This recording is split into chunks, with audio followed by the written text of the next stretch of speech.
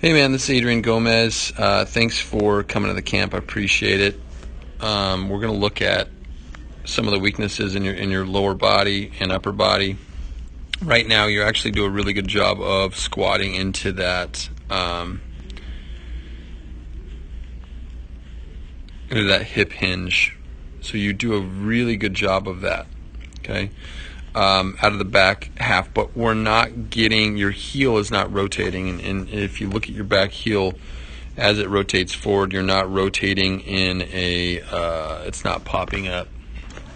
All right, so that back heel is not rotating, and that doesn't push your hip through. So your hip is completely stagnant because of that, the lack of rotation in your heel.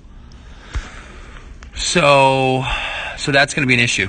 So I've got to get you to rotate, and then in order to compensate for that, your upper body's doing the same thing. So that back leg, you are squatting well, but we need to push that heel up and be able to rotate better. So that leads us into the next phase, which is double angle. We're about 97. The reason why you're at 97 is because your front knee it's completely internally rotated. It's going to be really hard for you to drive your hips through when that knee's internally rotated like that. So you can see it right there. That's a huge obstruction for your hips, and it's hard to overcome. And that's why you see your upper body tilting and trying to overcome that. So what I'd like to do is I'd like you to land. Let's test this. So let's take that, and in order for your hips to go through, you're at minimum of 7 degrees, but I would say that it's greater. So what we need to do is push that front knee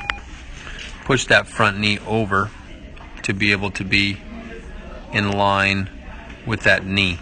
So the knee's not the problem, it's the foot. So move that foot over, and then you're going to be more in line with that. So that's your lower body weakness right there. So your front knee is huge, and I think that's probably why your back heel doesn't rotate as well. So let's try to fix that. That's probably one of the biggest things that I have for you. At posture release right here, you're at a B posture, but I think if you fix your knee, you might be at an A. So just be aware of that. So we've got to open up that knee. The knee's got to open up in this direction. The front foot's got to come this way. Just got to rotate. So that could be potentially the lack of strength in your glutes, and flexibility in the groin and hip flexor, hamstring. That could be an issue as well. So look at that as well. So posture ball release, you're at B. And let's look at your release point. Your release point's at what we call marginal. So right here, it's right over the middle of that toe. Okay. The reason why, the front knee is internally rotated, and that's the problem. So posture's at ball release is a B, and your release point is just outside of that front toe, which is marginal. It needs to be late, and the reason why is your front knee is completely internally rotated, not allowing your hips to rotate through, nor your upper body over the top. So all right, so now let's get into your upper body. So let's look at stacking. That's one of the biggest issues, I think. So your upper body, instead of going back, it's coming up. You're separating your hands way too early. So your arm never really pinches. It just goes straight up and then goes straight through. So that's a big problem. I think you need to hold on to that ball a little bit longer. And this upper body right here, the posture is pretty good. But the longer your upper body rotates back, the longer you're going to be able to hold on to that ball and throw with your body. So stacking, I want you to work on your upper body. Your lower body is actually pretty good. Like we've discussed before, you're into that back leg squat. You're into the right slot as well with your hips. So So stacking, let's look at your front glove. So front glove goes straight down. There's no support with the scapula, and you're going straight down. So what happens to your throwing arm? Your throwing arm comes straight up.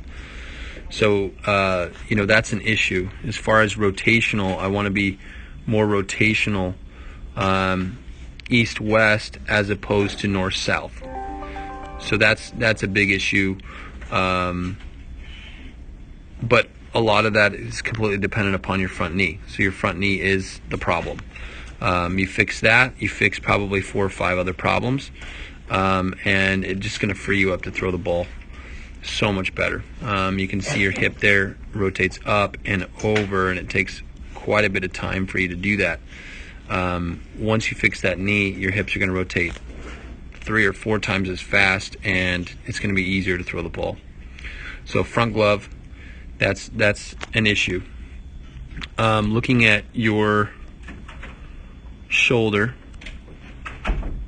you're about 182 degrees, which is good. It's a straight line between the shoulders. There's no elevated distal humerus, so not an issue.